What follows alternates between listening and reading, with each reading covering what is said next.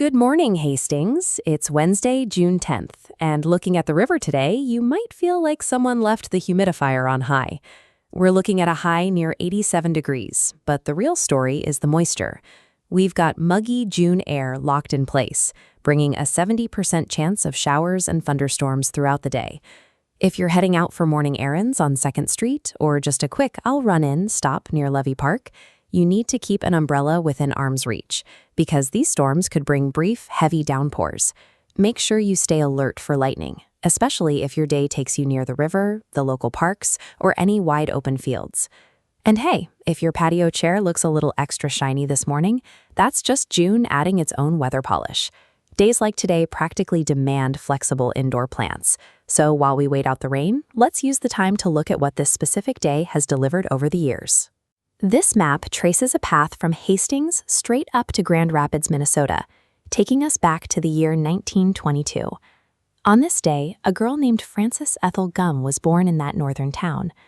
She eventually changed her name to Judy Garland, stepping in front of the camera and into recording studios to cement herself in American movie and music history.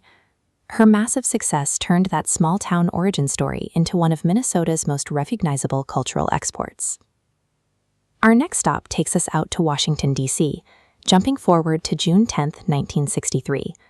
That afternoon, President John F. Kennedy signed the Equal Pay Act into law.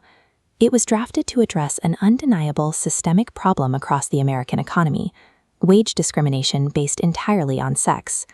The law laid down a specific, actionable rule. Employees performing substantially equal work under similar conditions had to receive equal pay. By outlining those discriminatory pay scales, the Act established a legal baseline for equality in the modern workforce. Exactly 40 years later, on June 10, 2003, history was preserved in a very different way at the Henry Ford Museum. The museum unveiled Mrs. Fisher's Southern Cooking, an exhibit dedicated to the culinary contributions of Abby Fisher. Fisher's recipes and techniques survive today because she authored a cookbook back in 1881.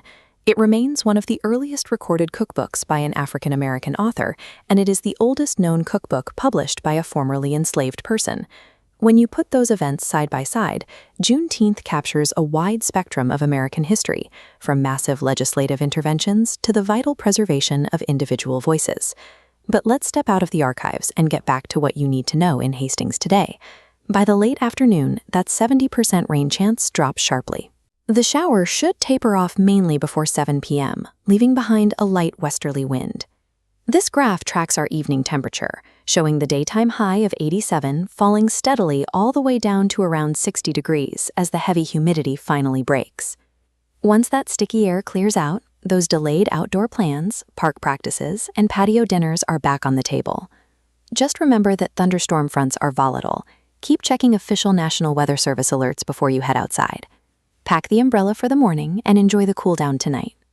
If this local forecast and history helped start your day, be sure to share it with a neighbor.